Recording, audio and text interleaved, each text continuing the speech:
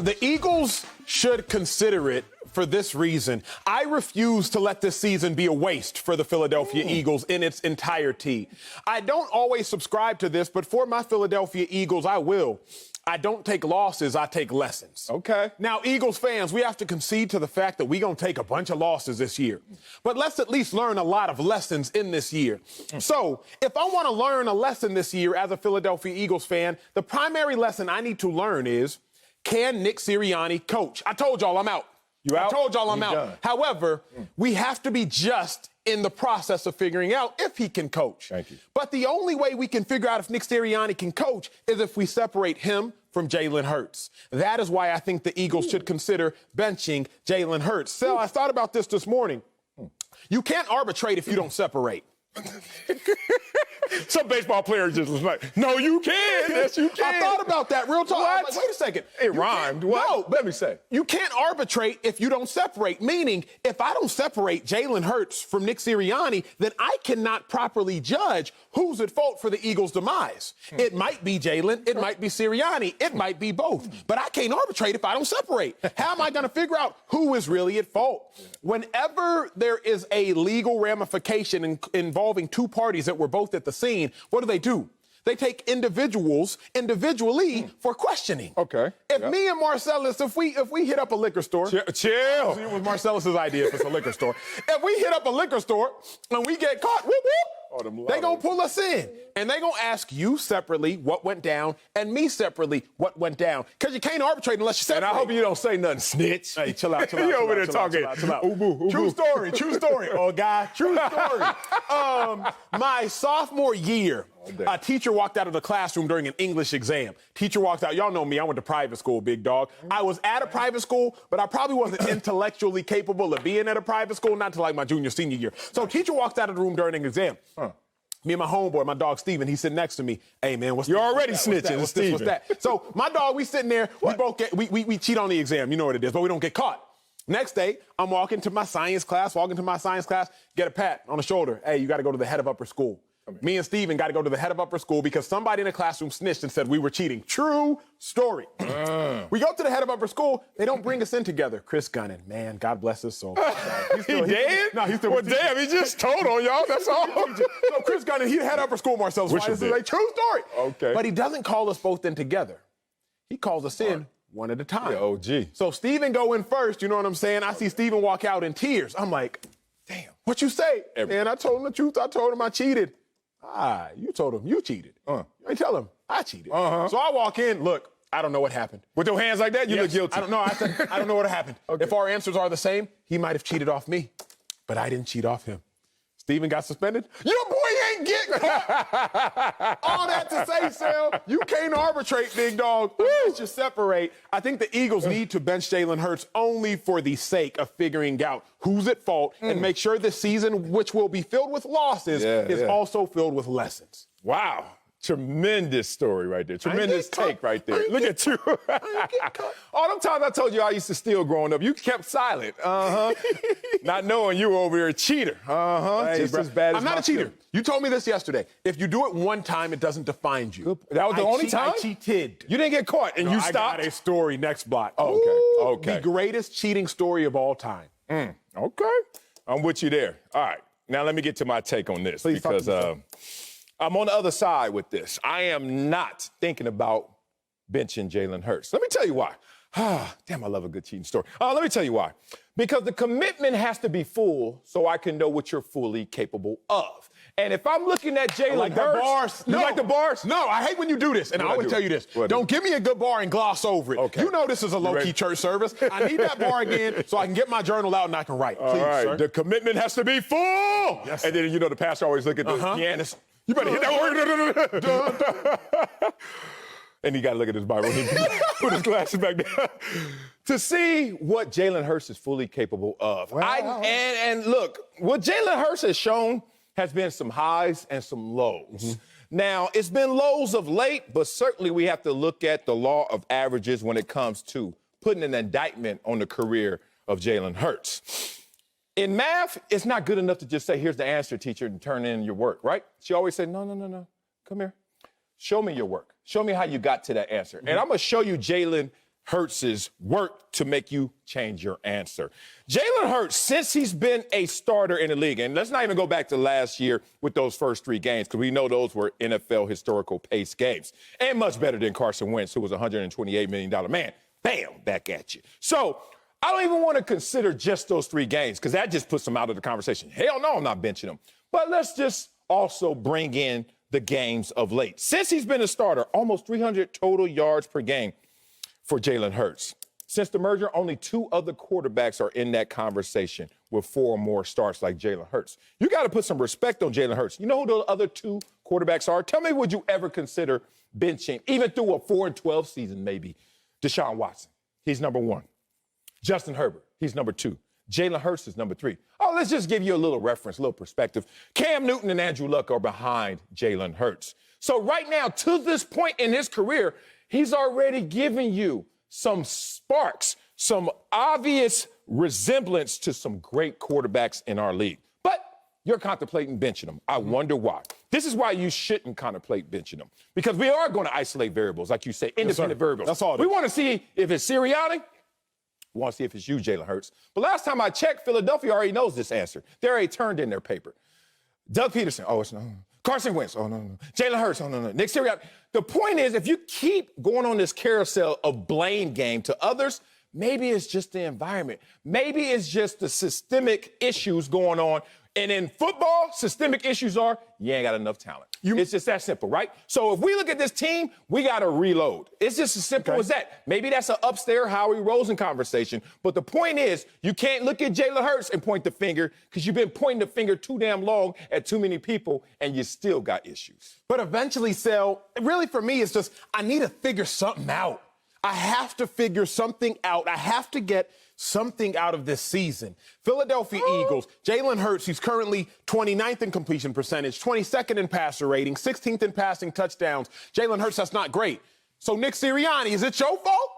Are you to blame? But then, conversely, Jalen Hurts was like, hey, now. We're 58th, or we're last in penalties with 58 on the season. Jalen Hurts was like, wait a second now. My running back, Miles Sanders, he got the 42nd most carries prior to getting hurt, and he's gone over 1,000 scrimmage yards his previous 2 seasons. Wait a second now. It ain't my fault. Did I do that?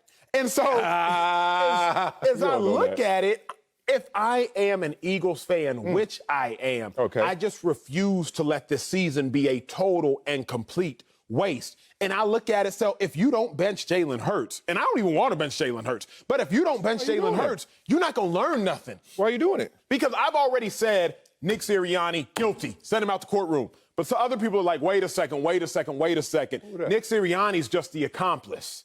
He's not the primary culprit. Jalen Hurts is the primary culprit. So now we have to actually give the situation justice, and we got to also bring Jalen Hurts to the stand. We got to bring Jalen Hurts to the stand and start to identify, okay, wait a second, maybe it is you, Jalen Hurts, because last year you were last in completion percentage, 52nd. Come on, man. League average or 52%. You want to bring up last year. League average was 64. Last year, you did have a passer rating of 77. League average was in the upper 80s. So Jalen Hurts, maybe it is you. I don't know who it is, Sal. I'm just saying I can't figure out who it is if you don't allow me to pierce the 2, separate the 2, and identify them individually. You can. You don't see the parallels in this? Being real. Talk to me. Did they make Carson Wentz look whack? And now Carson Wentz looks good? Was that the coach? No, it can be the coach, because Nick Sirianni didn't coach Carson Wentz last year. Something with this roster, something with the walls, something with the environment, because Carson Wentz went from whack to now he looking like he's back, right? Jalen Hurts, did you look good in your first 3 starts last year? Mixed results, but look, anytime you are in a conversation with Lamar Jackson as the only quarterbacks with at least 50 rushing yards in your first 3 career starts, 300 passing yards and 50 rushing yards. Can I ask you a question? Those are positives. Let me ask you ask me a question and interrupt my flow, because I'm winning. No, it's a good question for you. Did Jalen Hurts look good in his first 3 starts or for his first 3 starts? Both. You know why? Because Carson Wentz had 12 starts before that. And those 12 starts before that, look at the difference. They went up in points per game with Jalen Hurts. They went up in yards per game with Jalen Hurts drastically. They went up in rushing yards per game drastically. And they went up in yards per play drastically. So guess what? if I'm trying to draw the parallels and then isolate the variables, I'm saying, Sirianni, you didn't help Carson Wentz. You didn't hurt Carson Wentz. Philadelphia did something to Carson Wentz, right? Now I'm looking at Jalen Hurts. I'm like, ooh, it looks like Sirianni may be hurting you, Jalen Hurts, right? So now I got Philadelphia in one conversation, and I got Sirianni in one conversation. I don't have Carson Wentz, and I don't have Jalen Hurts. Those are not the blames. Look, consistently pointing the finger and playing the blame game is scapegoating. And that's why Philadelphia finds itself in this position without their Super Bowl head coach. They had a Super Bowl winning head coach who is now unemployed. You got a Carson Wentz who was a franchise quarterback who's now on another team balling out. And then you got Jalen Hurts eroding right before your face. And you're going to say it's somebody else's fault?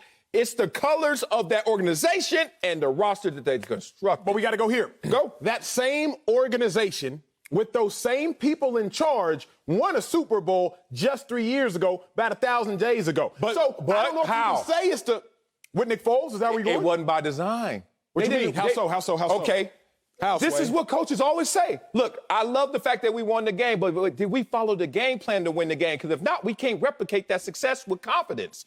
They won a Super Bowl, and it was a blessing in disguise in the way that it came. Look, Carson Wentz was on the MVP pace, then he gets hurt. Of course. Do we know that Carson Wentz was going to show up in the playoffs? We don't know. We can assume positive. We can also assume a negative, right? Correct. They came and Nick Foles saved the day. Nick Foles in a bottle, Nick Foles in spurts is going to be exciting. You always talk about Nick Foles. You give him a short run, he's going to act a fool. He's going to be the relief pitcher that you want. But it came and it was a jagged experience. It wasn't by design. So I'm not going to use that to give my organization confidence because from start to finish, that's not what we built. So now you're going to use that as a standard and then use Jalen Hurts against that standard. You use Carson Wentz against that standard. That's why Carson's gone. Doug Peterson's gone. And now you're going to get Jalen Hurts gone instead of just looking in the mirror. Dog, we don't have enough around us, or we're not properly utilizing what's around him. I think that's fair. The only reason I cannot yet allow Jalen Hurts to walk free is because, in theory and statistically, he has improved this year upon last year. Now, it's not much improvement when you're last, but statistically, Jalen Hurts' completion percentage went from 52% to 61%. Vast improvement. Passer rating went from 77 to 89. Vast improvement. So when I look at Jalen Hurts, he has actually gotten better. So if I'm Nick Sirianni, I'm like, hey now, this dude Jalen Hurts, who was oh so good last year, if Marcellus Wiley is telling me that, he's gotten better. But collectively, we gotten worse. So just because Jalen Hurts is better, I'm not sure it's translating. Can I at least try my hand at some of this magic? I heard something about some Minshew magic. Oh, stop. I heard something about some mustache magic. Because I know this much. What you know? Gardner Minshew from 2019 and 2020, he does find his name in the same conversation as Patrick Mahomes, Aaron Rodgers, Drew Brees. Only quarterback 37-plus touchdowns and 12 interceptions or less. He had 37 and 11. Now, the Jaguars were still terrible while Minshew was there. But remember what I said. You got to separate so you can arbitrate. You got to separate Minshew from the Jags. Because those same Jaguars have only won one game with maybe the best quarterback we've ever seen coming out of college in Trevor Lawrence. So I can't necessarily condemn Gardner Minshew until I separate him from the Jaguars. Let's see what Minshew and Sirianni can do. I don't even necessarily want to. I just know it's fair. I can't properly assess Sirianni if Jalen Hurts might actually be the blame. And I can't properly assess Jalen Hurts if Sirianni might be to blame. But at least we've seen Jalen Hurts with somebody else. Well, let's go to our second most used examples, which are relationships. I think track and field's number one still. Oh, track and But field? it's getting close. It's getting close. Relationships are starting to catch up hella tight. You got to learn how to figure things out without blaming the others. And that's the situation in this conversation. I don't want to blame Jalen Hurts to figure this out. Did Jalen Hurts get rid of Zach Ertz, who is in his... No, sir. Okay, whatever. In the situation where you're saying separate to arbitrate, let's bring up example A, Arizona Cardinals. Did we have to separate Cliff Kingsbury, who couldn't coach, who shouldn't even be given the opportunity to coach? He was a losing coach in college. And now we just let it mature. We let it blossom together. We let it take root. And look what's going on in Arizona. He went from can't coach, shouldn't have been allowed to coach, to I can't lose. Could that happen in Philadelphia? I highly doubt it. I don't see Kyler Murray and Cliff Kingsbury out of this situation. But let it at least take root. Why do we have to pull it apart to see which one's to blame? When in example, in the resume, it seems like Philadelphia, the organization's to blame. Here's the only reason I want to say that. I went to a concert last week, Sal, my dog, a hip-hop concert, brought out a guest artist. I brought out several guest artists. Okay. But sometimes when you go to concerts and the guest artists come out there, you can tell it just looks different. Oh, it definitely does. Like, it just looks different. Yeah, you ain't ready. You know what I'm saying? Like, especially if you're sharing the stage with somebody, it just looks different. Yeah. The performance might be the same, but it feels different. Jalen Hurts and Lamar Jackson, the performance might be the same statistically those first 4 games, but I feel like it looks different. Jalen Hurts and all these other greats he finds himself statistically in the conversation as, to me, it just looks different. So that's where I'm at. It's like, I just want to see. I just know I'm going to take so many losses as an Eagles fan this year. I just pray in the midst of these losses, I might learn one lesson. And I'm really trying to learn that lesson about, is it my coach or is it my quarterback? Like Jalen Hurts coming into the stage. Ooh, yeah. Let me hear you say, oh. You're like, no.